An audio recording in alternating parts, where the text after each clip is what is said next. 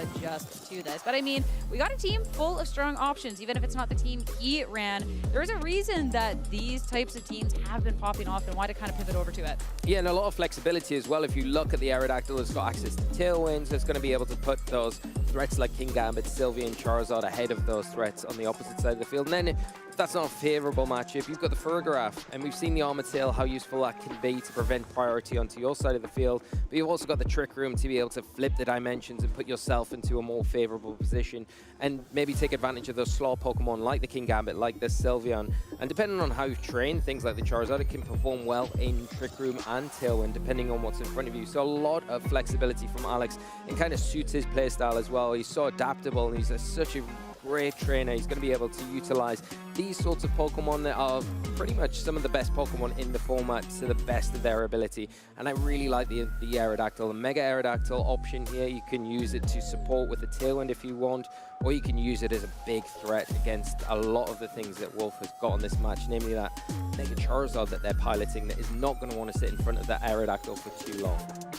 See, there's so many different threats over on Wolf's side that I'm so curious to see how Alex is going to be adjusting in kind. I love that we get to see a little bit of different move choices on his Pokemon to really try and complement and round out a couple of those maybe rougher matchups. So I feel like there is so many tools at his disposal here to really try and be able to make an impact here. But where do you even start when you look at Wolf's team here? Because sure, we got a Charizard. We got an Incineroar, or we have a couple of those, a typical Pokemon, but when you start to really break it down, things like that Mamoswine and Toxapex, like, does Alex have tools to, try and take those down? I think Alex has tools to take them down. It depends how Wolf's going to play them there. But we'll take an overview of the team. We've got the Mamoswine, it's got the Oblivious ability, so that's really useful for ignoring Intimidates that would be otherwise a threat to weaken that attack stat. But with the Ice Shard, it gives you priority, and really in particular, it's great against Charizard enemy number 1, which is Garchomp. You can really pressure knockouts with that before it is able to act. I really like the Scarfed Hydreigon here. It gives you an ability to slow down special threats with that Snarl. It also allows you just to get big damage onto the field with the Dark Pulse, the Earth Power, the Drake, or whatever suits you in that moment that it's in the field.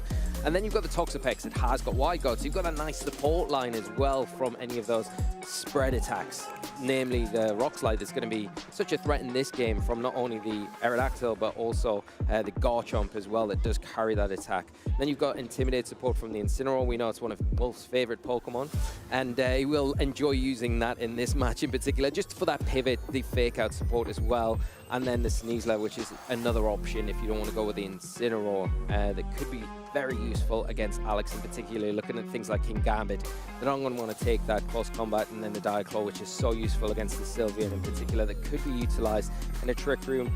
Wolf's got options as well with the Toxapex, the Incineroar. If that Trick Room does go up, where you can utilize these Pokemon really effectively, and then the Infestation, it's got a way to trap opponents, poison them with the Toxic, stall things out. Baneful Bunker is really useful to poison threats as well if they attack in at the wrong time.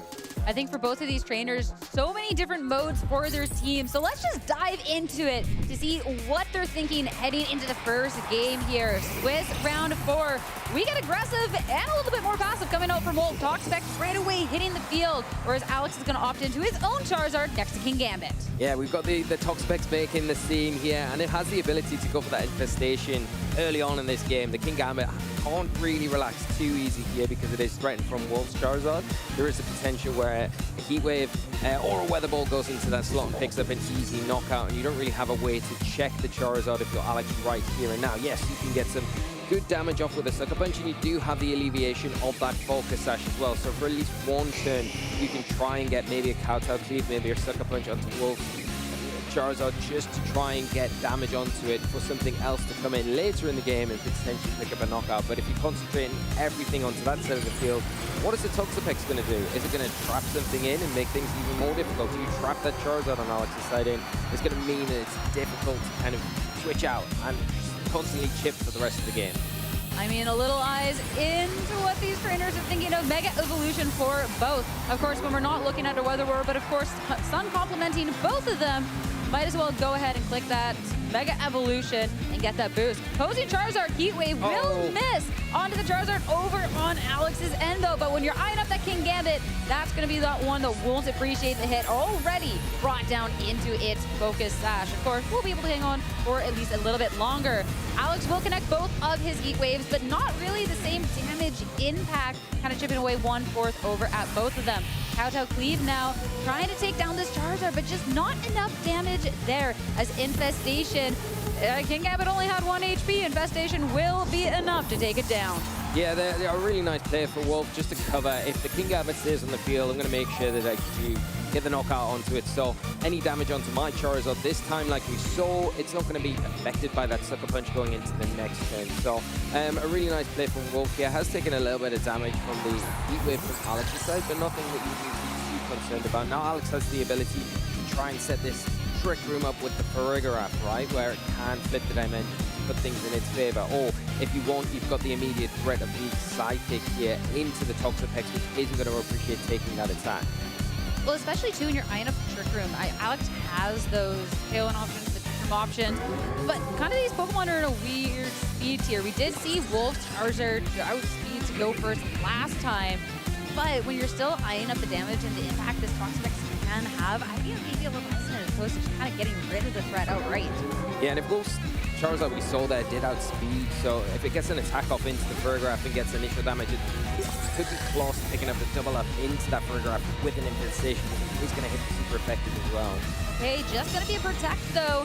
No damage done from Heat Wave into it, but will land its mark into Alex's Charizard now, as we'll have to see how much damage this Charizard can do in return. But of course, it will be enough as Connect to take down the opposing Charizard, but Toxapex still kicking around about half health. Now, did it target down into the Farigiraf or the Charizard? It will be the Toxic into the Charizard. So this is damage overtime, and it gets to be a lot of damage with that bad boy. Yeah, it's now on a timer, of course, and all as well, the sun is on a timer, so no matter of time this Charizard has left in this battle, can it be impactful? You've seen the damage so far. The Toxapex taking this Heat Wave so comfortably, right? You've got to be careful as well. Each and every time you collect that, the Toxapex does have Wide Guard. Probably not the preferable option to go for here. The Charizard, it really feels like it's not got an effective way to get damage onto the board right here, right now. And this Farigiraf does feel a little bit threatened. You can't utilize the Fake Out of your Wolf, but you do have options to get some big damage with things like the Throw Chop onto that Farigiraf, and then followed up with an Infestation from the Toxapex right this next turn. Yeah, the Farigiraf is definitely in a little bit of a weird spot. At least if it's being targeted down, the Charizard can do damage. But when you're sitting across the field from an Incineroar and a Toxapex that's been taking the hit so well, I mean, you're not doing anything to Incineroar, and Toxapex will surely be able to hang around for another. And even more so now that it opts into that painful bunker. So protecting itself, Weather Ball does go out instead into the Incineroar. So just trying to do what you can. A good amount, actually, bringing it down to about a third of its health, despite not being very effective thanks to that critical hit. It does put it within range, though, for the Citrus Berry recovery. So we're looking a little bit better off, as no damage into the Farigiraf. Incineroar swaps out. It's a nice parting shot here just to mitigate the damage from that Farigiraf that's potentially going to threaten that Toxapex heavily. You know, the Psychic there doing some effective damage.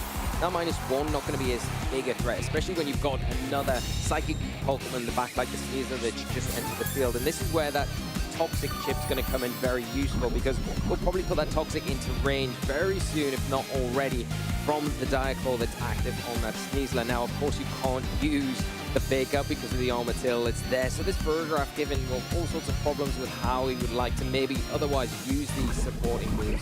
But you do have that immediate threat where you can go for the Diaclaw. But is it enough from this range onto the Charizard that Alex has got? That's a big question. Or do you go for Protect here and maybe just stall out another turn of that Toxic?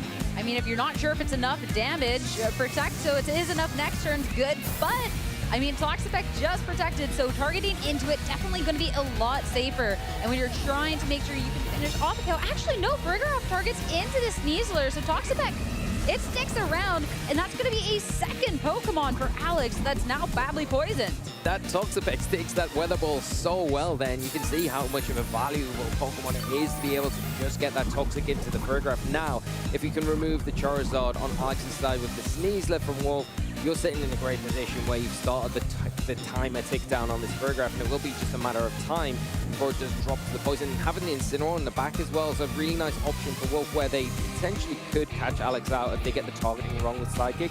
You don't want to land that into a Dark-type Pokemon that's just switching in, and it makes sense to switch the Incineroar in at any point here, because you can then take one of those big attacks from Charizard if it does manage to stick around through this turn. But I feel like it is going to be susceptible to going down to a Dire Claw from the range that it's at right now. I mean, it's whether you just want to go for that damage or switch out, but it won't be the Sneasler with the swap. Instead, the Toxapex into the Incineroar. So if it is a Psychic, not much will be happening, and of course, can try and eat up these other Fire-type attacks, as Charizard will have a chance to go for one more. The survival, now the Weather Ball into the Sneasler, is enough to just cleanly pick this Pokemon off. Yeah, that's a big survival from Charizard, showing how well Alex had trained that. It's got a lot of defense there to be able to take that Dire Claw, and now the Farigiraf with the remaining turns is going to set up the Trick Room now, and this might be beneficial for what is left in the back now that Incineroar's hit the field. But we're going to see that tick of Toxic take down that Charizard, but it has got plenty for its time on the field for Alex. Yeah, Farigiraf though sticks around, though it is poison on a timer, but it's, you know, it will still be able to make use of a few more turns. Toxapex had just swapped out, so now we'll re-hit the field, but with the Trick Room, anticipating something a little bit slower coming out from Alex, and it will be the Sylveon to try and do it enough here to close us out. Yeah, the one thing that Toxapex has got under the belt that would be really useful here is that Wide Guard. Now you can utilize that to block the potential Hyper Voice that has given the Incineroar a lot of issues here, because it is going to be the one option that would hit for big damage. But you can't ignore the fact that the Sylveon does have a single target attack. It could be that Hyper Beam that goes into Incineroar. From this range, it will be enough to pick up the knockout. It's just whether or not then you've got enough in the tank of Farigiraf to get rid of this Toxapex in time. With Psychic, it is -1. Remember, it took a parting shot drop earlier on that special attack. You'd still imagine it will be, but it would be great to see the damage interaction here, to see what we're playing with going into the latter turns of this game. And Farigiraf is just staying safe. The Protect coming out, Infestation, attempt to target into that, won't do anything. And now this single target, we get the Sylveon Hyper Beam coming on out into this Incineroar. Is it going to be enough? It is. Incineroar goes down. Now it's only the Toxapex left to try and clean this up, but Farigiraf still has so much health. It didn't get hit with the Infestation, and Sylveon, even if it's going to be recharging, it has full health and isn't poisoned at all. Yeah, and this Toxic tick every single turn. This might be the end. I think the Toxapex, it's going to be really interesting to see how much an Infestation does as well, and how much a Psychic can do to this Toxapex, because that will be telling. Now the Sylveon here, this next turn, has to take a turn to recharge, so it does mean that there is no potential of a double up, and the Toxapex, I don't think you can really worry about getting knocked out, but you can just stall things out and take it easy if you're Wolfe here with that Baneful Bunker, just avoiding any attacks, unless allowing that Toxic to further chip down this Farigiraf. It's probably got maybe one more turn after this, and all the time that leftovers healing up that Toxapex and making it very difficult. But of course, can't forget about this citrus berry that is keeping this Farigiraf in play. I mean, the one thing too, so yeah, you get the toxic damage, you get the citrus berries. So Farigiraf still has a little bit more to it. And with going for the Baneful Bunker, Sylveon had that opportunity to recharge. So again, it's still like the Sylveon, when we're eyeing up the Toxapex, have to see how much damage it can do, but it now gives it a little bit more of a fighting chance. So it now is going to be put on its own timer with Toxic. But it's time to see how much this -1 Psychic can do into the Toxapex. And it's going to be enough to make a significant damage. Oh, that's not that much damage. And that'll be enough. Hyper Voice as the follow-up. Getting close, but with another turn of Protect. That leftovers recovery, and a Farigiraf that won't be down before it gets to attack again. Does Sylveon have enough to take it down? I don't think it does. I think we're in the last turn of Trick Room now for the Toxapex. You can just go for a Baneful Bunker, and I think the Toxic take will probably be it's going to be very close on the Farigiraf to taking that down, and then it's the one-on-one versus the Sylveon, right? It's been put on the timer, and then the Sylveon's going to have a hard time. It has got the Hyper Voice, and with how much damage this Toxapex is taking, it's going to be, again, very close. It is resisting the Berry-type damage, but Sylveon with the Berry Feather got that boost as well. It's not straightforward, this. It's going to come down really close to the wire, but Wolfe doing everything, putting the timers on these Pokemon. Hopefully the Farigiraf, hoping this goes down now. Like you see, Trick Room's going to expire, but the Sylveon in that position where after that Baneful Bunker can click a Hyper Beam button, and that is the biggest attack it's got access to, and with damage that Toxapex has already taken, it's going to be very close to going down to that move. I mean, whether you risk it or maybe you just go for the double and attempt to see. I mean, this Toxapex, you would think, because Hyper Beam is such a powerful attack, but this thing has been bulky. If it is a Hyper Beam, it still will be able to hit through. If it's the Hyper Voice, though, the Wide Guard comes out to completely block it. But we will get the Hyper Beam yet again. 57 HP into the Toxapex is going to be enough to take it down for Alex to get the first game within this set. Yeah, incredibly played by Alex there and really utilizing one of the most powerful attacks in the game from little old Sylveon to lock that up. Really, really well played. And yeah, Toxapex was so close to being able to kind of lock that game out, but the Farigiraf positioning, not switching it out, keeping it on the field, getting the Trick Room set up, and then just leveraging the Sylveon at the right time was great by Alex and just made it very difficult for Wolfe to get the foot over the line at the end. Especially, too, you're looking at a Toxapex with, you know, I have 57 health, and you're just like, surely something should be able to take it down, right? But this thing is so bulky. There's a reason we get to see this Toxic Baneful Bunker Infestation set on it. It is so difficult to take down with those leftovers, and so close to being able to try and do that. But this Sylveon, that Trick Room at the end for Alex to make sure that Sylveon was in the best of position.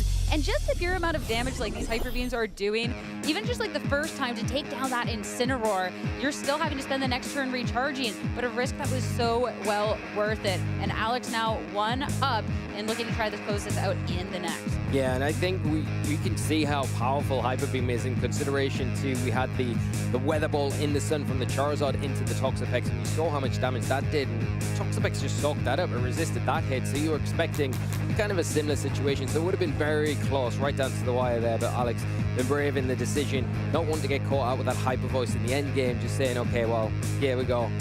All or nothing in this situation and reaping the rewards of that decision there. All for Wolfe to do here. I think you can't allow the Sylveon as much room in this next game as it had in that previous game there.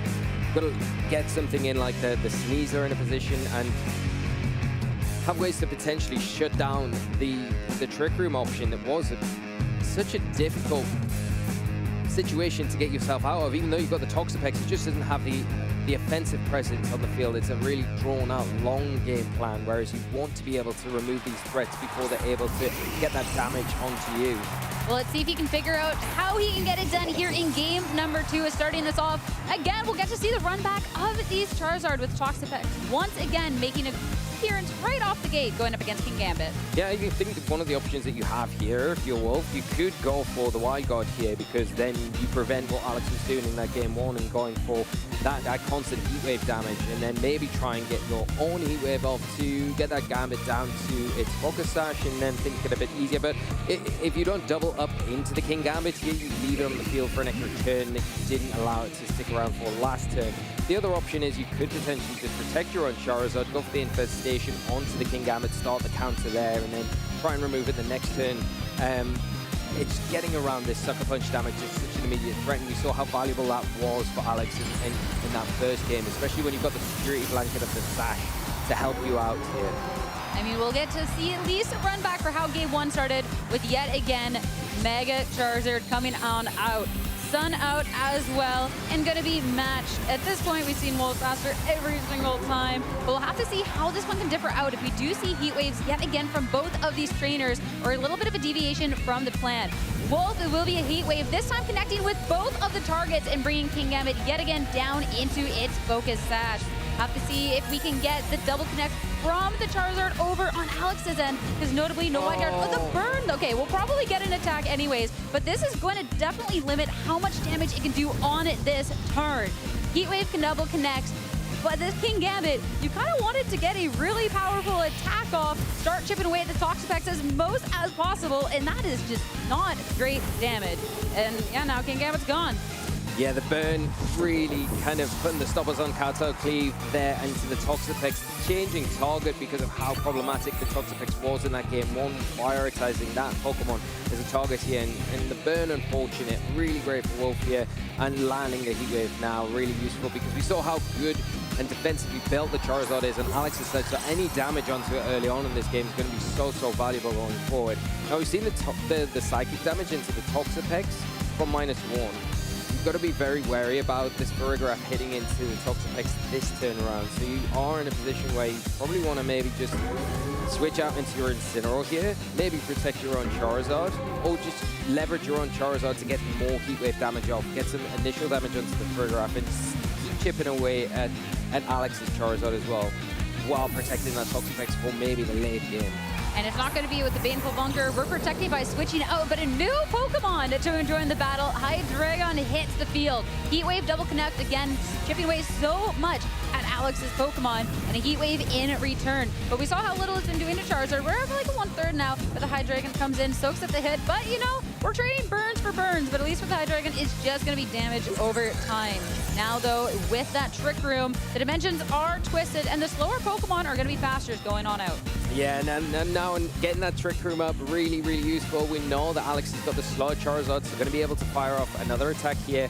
A Weather Ball into the opposing Charizard on Wolf's side will be enough to pick that up, and I would even consider, might even be enough to get the Hydreigon here, and could potentially go Weather Ball into Hydreigon if you want to get rid of that, and then try and double up with the Farigiraf, because you know it's scarfed, right? The Hydreigon, it can't protect you, so it's an easy target under Trick Room. It's not in its preferred situation where you can just get rid of it quite easily.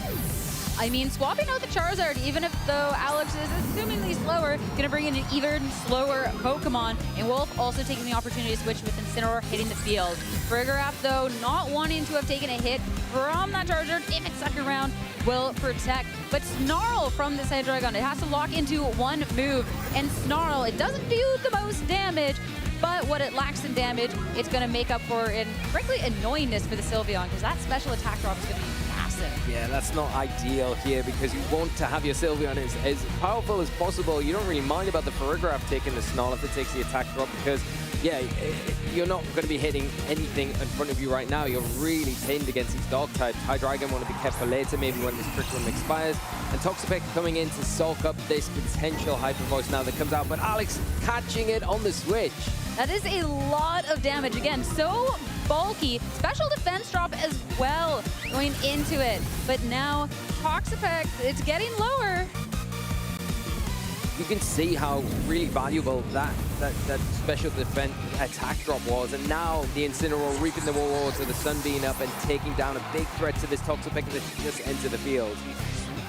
And that's going to be a bit of recoil, but the Toxapex is so low, but it will get a little bit of recovery. But now, where does Alex go from here? Because you lost a Pokemon that was so good within this Trick Room, and now Charizard is forced to hit the field.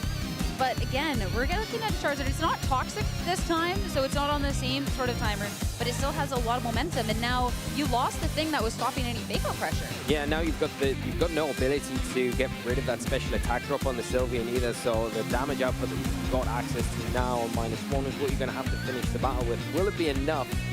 We know the damage from the Hyper Beam previously.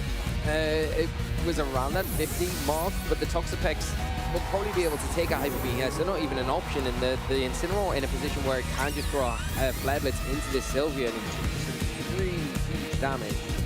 I mean, it's trying to. It certainly tried to get that damage, but Sylveon will protect on this turn.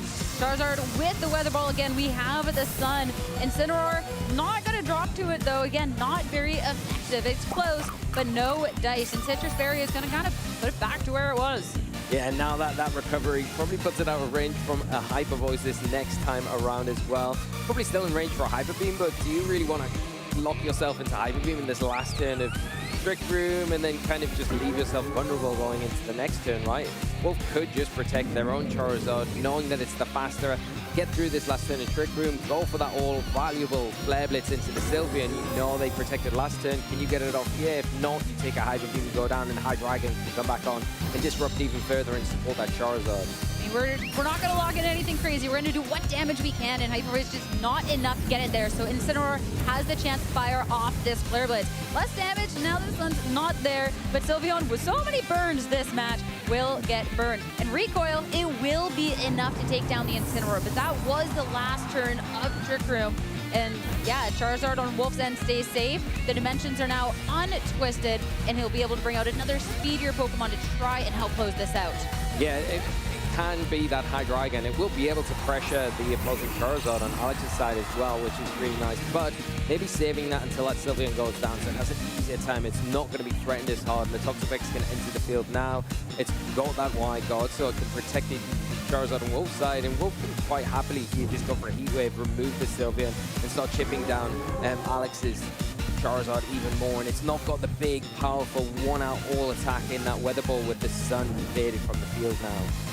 So of course, as you said, wide guard. Make sure there's not going to be these Heat Waves, these Hyper Voices to be able to threaten on your side of the field. But you can threaten these Heat Waves all you want. Sylveon goes down, and Charizard 35 health left, even with that critical hit, but kind of just looks like a no ice. Now, I mean, if you go for your own Heat Wave, it does absolutely nothing. So we'll one turn away from taking this into a game number 3. Yeah, and it looks like we will be, a really nice turnaround from Wolf here and utilizing the Hydreigon, leveraging that, and how useful that one-turn Snarl was in that situation to make that Sylveon from what was such a formidable threat in game 1 to really quite passive in that game 2. And that's the ability Wolf's got to be able to kind of render some of these biggest threats useless. And yeah, really well played there, making more work out of that Toxapex rather than sticking around on the field, the switching around between everything. And yeah, very, very well played. Especially such a different way to play it than we saw in game number 1. Because in game number 1, it was, I need to get this damage on the board with these Toxics, these infestations, to try to be annoying as possible, to be slowly chipping away at Alex's team, and it just wasn't enough damage in the end. Close, but no dice. But in game number 2, it was the wide guard, it was the depth, it was the constant pivot. And I mean, just being able to kind of pivot the game like that, you ran out of Trick Room turns for Alex. You didn't make the impact, and then this Toxapex wreaked havoc for the wide guard. So knowing that there's the multiple different ways to play it, where does Alex go here into game number 3? I would like, it's probably difficult to bring the Aerodactyl, but I would really like to see the Aerodactyl come. I think that it puts on so much pressure on to Wolf's Charizard that we know that they've only got a single Mega, so you could see that come out as a lead. And then you've got the Tailwind there, but is that going to really benefit you in front of Farigiraf? But the immediate pressure that you can start putting on, I think, is really useful. And then that kind of opens up the door maybe for Farigiraf to have a little bit of a freer time against Toxapex. But we see an adjustment like this, the Hydreigon is going to throw up all sorts of issues. A double adjustment, though, because Hydreigon's in the lead now as opposed to being in a Trick Room situation. But Alex also switches up to bring his own Dragon-type Pokemon as Garchomp hits the field. But we had a choice Scarf Hydreigon for Wolf. We have the Charizard that has been outspeeding. There's a lot of speed and pressure coming out from Wolf. Yeah, this Hydreigon putting instant pressure onto the Garchomp here. A Draco Meteor into that slot will remove it. And with that Choice Scarf giving it the speed advantage, Alex needs to switch that out. Have you got a great switch? Yes, you've got probably the Sylveon in the back. But do you really want to switch in the Sylveon on maybe a Weather Ball, double up into that slot? Like I say, before with this scenario where you've got that Pokemon out on the field, right? Alex could potentially protect there. And then that would allow Alex to get maybe some leverage with their own Charizard onto the opposing side of the field. We saw the Heat Wave damage into the Hydreigon. You need to start getting damage onto it early on in this game, putting it in range for something like Sylveon to come in later, try and help clean up. But we're not going to get any switches for the first turn of the match. Instead, such aggressive leads from both and Megas yet again. Of course, we have options for Alex's side of the field to protect either or both of these Pokemon. And Garchomp, understanding the pressure of something like a Draco Meteor, will go ahead and protect. So this Pokemon is safe for now. Hydreigon is locked in because of that Choice Scarf, and it will be a Heat Wave to just try to get some damage onto this opposing Charizard, as that will bring it to just about half health with that critical hit. Now Alex has a chance to respawn. 2 Pokemon that do resist, but again, respectable damage into both is bringing, you know, and the critical hit. That's fair, right? That's fair. A crit for a crit. Even, yeah. And But now you've got the information. If you're Alex, you know what this Hydreigon's locked into, which we didn't have going into turn 1. So that Draco Meteor is threatening the Garchomp. But again, at the same time, you've got to get your target right, because the Garchomp has just protected. It would be the obvious thing for Alex to switch out into the Sylveon, right? So you may not want to target into that slot there. Double, the attempt. For the double. He tried to go for the double protect, and that could have been the safe swap if Sylveon's there, but instead, no protect, no chance. Garchomp drops to the Draco Meteor. That was the adjustment going into this, and it has been instantly deleted. Now, Wolf has the opportunity to follow up the Charizard once again. This is single target damage now. The Charizard down to about a fourth of its health left. And of course, you can go for your own Heat Wave, but not the most accurate. You're not going to hit the opposing Charizard. And again, Hydreigon is going to be more than easily sticking around.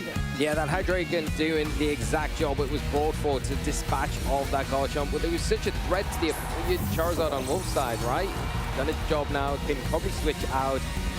Draco Meteor is going to be useful into the Charizard, and also Hydreigon not really going to care so much about the Sucker Punch, so probably could get that off. Even -2, probably enough to get the Charizard from this range on Alex's side because of that initial damage from those Heat Waves from Wolf's side. So yeah, not in a bad spot at all, but you could preserve it, switch it out, keep it for later in this game. The King Gambit, is it got the enough to be able to get the Charizard with the Sucker Punch? It's going to be very close, you would say, depending on how Wolf trained it, but it is going to be susceptible here to take a Heat Wave. We saw it will get taken down to a Sash, and this is it. We're going to go for it, but not enough. This one doesn't have the black glasses, so that damage, not enough there to drop the Charizard. It will be taken to Draco Meteor for sticking around. And of course, Wolf has the chance with the Charizard to double up yet again to try and maybe eliminate this King Gambit sooner rather than later. And of course, that Heat Wave was enough for the Charizard. And King Gambit, the Focus Ash was broken, so we get the double KO. Yeah, really smart play from Wolf, identifying that the Focus Sash is on that King Gambit. I'm doubling into it. If I land this Draco Meteor into it, just needs to do 1 HP minimum. Then I can clean it up, and there it is. That is the match. The double KO is more than enough to secure it. And a statement of a game number 3 for Wolfe Glick to take the set. I mean, that was so